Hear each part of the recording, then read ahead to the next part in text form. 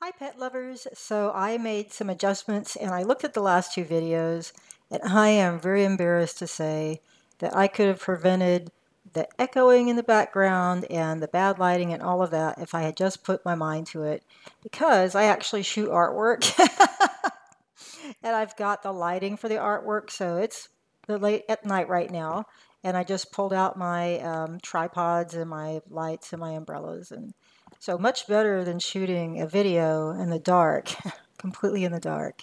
And also, I just put my headset on so that hopefully there's no echo. So let's get started. So the last blog post that came out last Monday was talking about the Rayford Sunday Market, and we went and had a lovely time. And it was really unique for us because usually when we do an event, it's a pet-related event. It's like a cat show or a dog show or a grooming show. I've done tons of grooming shows, but this was actually just a market that had different vendors. It had food for people. It had clothes for people. Some people were selling stuffed toys. There were, food trucks. It was a really great time, but much different. And so I didn't take as many pet pictures as I usually do because I was just trying to get a feel for what we were doing there and how we could serve our pet loving community. And I learned a lot of things. There were a lot of people that came by our booth and we had conversations. And I have seen many, many times people taking their pets to street festivals and that kind of thing. And I've always wondered if the pet is really having a super good time. So I asked some of the pet parents, like, why did they bring their pets today? And of course, it was a lot of fun interacting with the pet parents and their pets, but I learned some things. So some of the people that were there, some people are just wanting to get out and have a good time, and they love taking their pet along. We love taking our pets places too. But some people are actually trying to socialize their pets. And then some other people have actually emotional support animals, and they feel a little nervous leaving the house without their emotional support animals, so they take them everywhere. So I wanted to really address some things in this video that would help you if you're taking your pet out into a busy place. This isn't a dog park video or anything like that. If you're taking your pet, any kind of pet, to a festival or someplace where it's kind of loud and there's a lot of people, there are some things that I'd like you to consider, because there were some things that I was noticing happening more than I might have if I had not been a vendor. If I had not been a vendor, I've seen these things kind of take place before and thought about mentioning them to people, but I was not really in the position to make some tips or suggestions, but now I am. So let's just get started. So the first thing we want to consider before you leave the house with your pet, and you're going to let's say something busy like a festival or um, a farmer's market or something like that, is number one, the temperature. So whatever part of the country you're in, the spring season is different everywhere, but here in Texas, southeast Texas, it's already hot. And the last Sunday, it was pretty pleasant. It was pretty pleasant. It would have been a good day for any animal to be outdoors. It was like in the 70s. It wasn't too hot. But if you're leaving the house and you know that you're going to be on concrete, so there's a big difference. So if you're going to a festival or a farmer's market and it's concrete, then the first thing you need to do before you even consider taking the pet out is going outside, putting your hand down on that concrete and holding it there for a slow count of 5.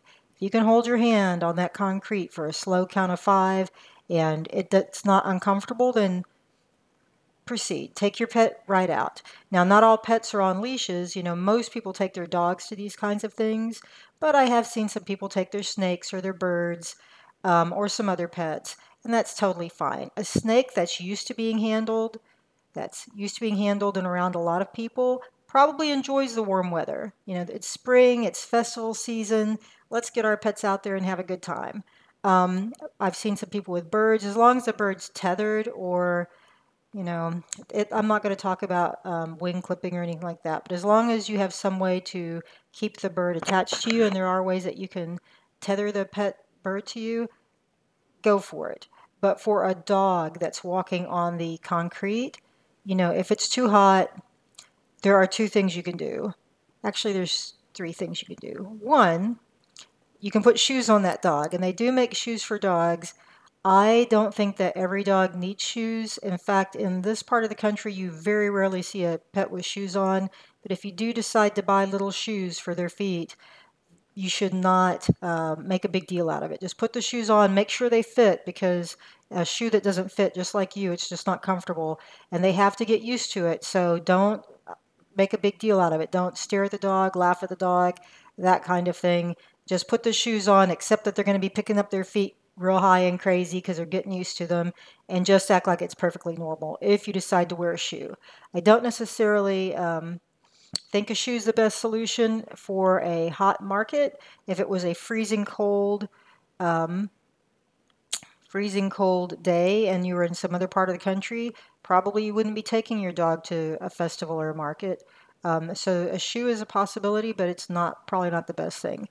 The other thing that you can do, it depends on the size of the dog. If this dog is small enough, you can put them in a backpack that made for pets, made for dogs. Please do not put your dog in a regular backpack. But we have a backpack for our Chihuahua, and he just loves going everywhere. In fact, he went to the Rayford Sunday Market in a backpack. Nobody even knew he was there. If you look at my blog, you won't even see him, but you'll see some gray straps right here on me. He was in his backpack. He's 5 pounds. He had a great time. So that's something else you can do if you have a slightly bigger animal or a cat. Like if you have a very social cat, and some people do, and it's too hot to walk them on a leash, and I just want to say right now that I think walking a cat on a leash is a wonderful thing. Not enough people do it, but if it's a festival or a market or a busy place, especially when there are a lot of dogs that may or may not have ever seen a cat, then a stroller would be better. So a stroller is definitely an option if you want to get your pet out, looking around, having a great time, socializing, you want to socialize your pet, then a stroller is definitely an option. So I have had strollers in the past. I don't have one now, but I had 3 smaller dogs and I had like a jogging stroller. If you're going to use a stroller, some tips for you are do not get a stroller with hard plastic wheels. Hard plastic wheels are going to be very rickety and they're going to shake your pet, and it's just not going to be comfortable at all. Make sure that you have a jogger type stroller that has great big wheels. Sometimes you'll even find a bike trailer that can convert into a stroller for pets, or maybe you'll even go to the festival on a bike and put your pet in a bike trailer. So that's also an option.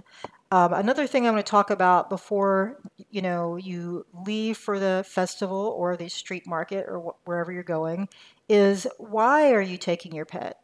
Are you taking your pet because this is something fun you can do together? Is this a very social pet? If your pet is very, very social and you've figured out, it's the right temperature, or maybe you have an alternative way for your pet to enjoy that festival. If it's too hot, if it's very, very hot, then great, just go for it. Make sure you bring lots of bottled water.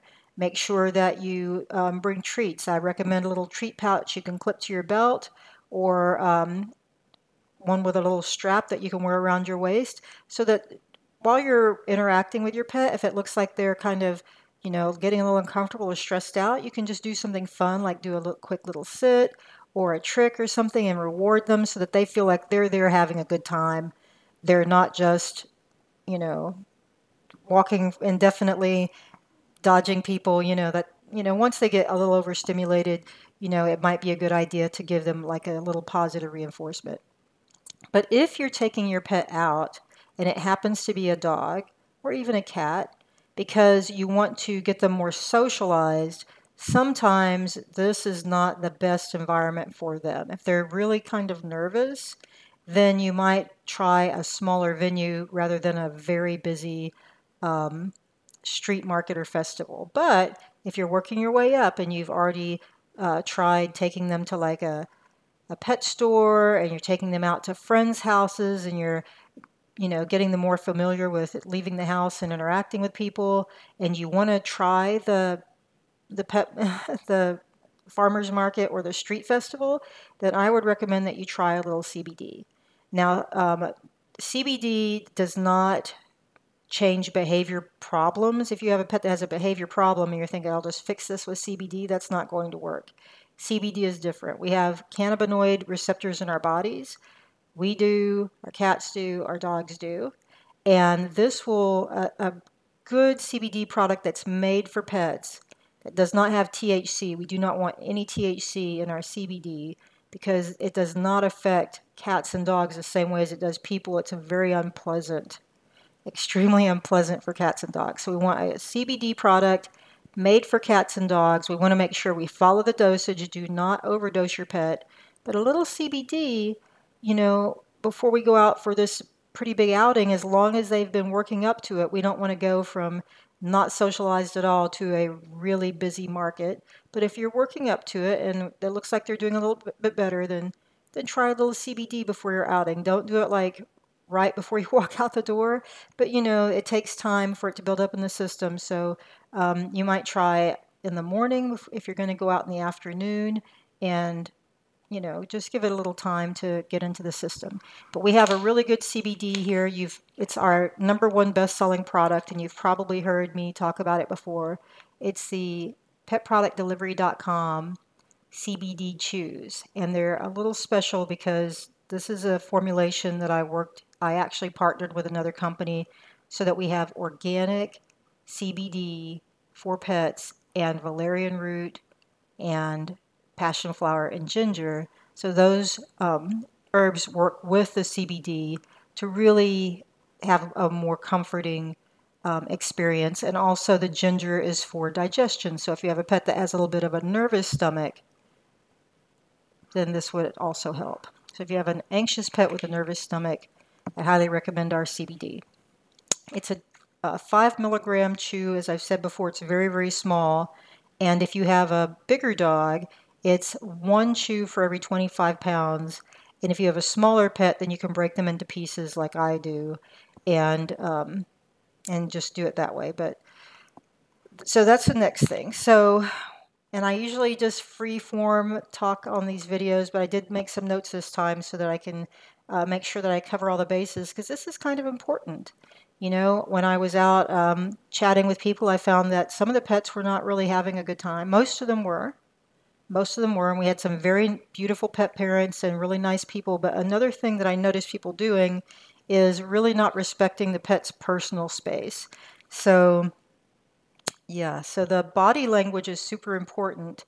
Most of the time we're seeing dogs at these festivals, and people are very proud of their dogs and they want everyone to pet them. I had someone say to me right away, "Do you want to pet my dog?" And of course I want to pet every dog. That's who doesn't. But what we have to think about is is that dog really enjoying being petted? Does that dog want everybody petting it? You know, that's kind of important. It may not seem important, but if a pet's giving you body language, even if it's a wonderful pet and we're not worried about it ever biting anybody, we want them to have a good experience. And if someone says, "Hey, my pet is really great, come over here and let your 10 kids crowd around my pet," and I have seen the expression on the pet's face is, I'm really scared and I'm having a very, very terrible time, while the pet parent is holding the pet up and still so that they cannot get away. And if a small child is putting their face in a pet's face and the pet's really scared, something unpleasant can happen. The least unpleasant thing is that the pet has a miserable time and doesn't want to go out at these things anymore. The worst thing, of course, is that the pet will feel so threatened that it'll bite somebody, and then that's bad for everyone. So please, and this works on both sides, this is something to consider if you're a pet parent with a pet. You know, consider that your pet may not want to be petted. Just watch their body language, and don't be afraid to tell someone, she's kind of tired right now. Maybe later, maybe another time.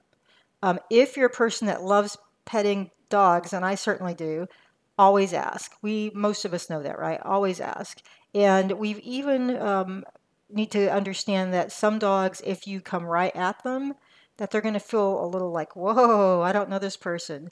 So you might try, turning your body to the side and talking to the dog gently. You don't have to use a high squeaky voice. Not every dog likes that.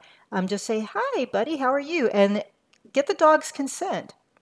The dog will let you know if they want to be petted. If anybody's ever seen a big, happy lab, wagging their tail and leaning on you, you know that they're going to give consent if they want to be petted.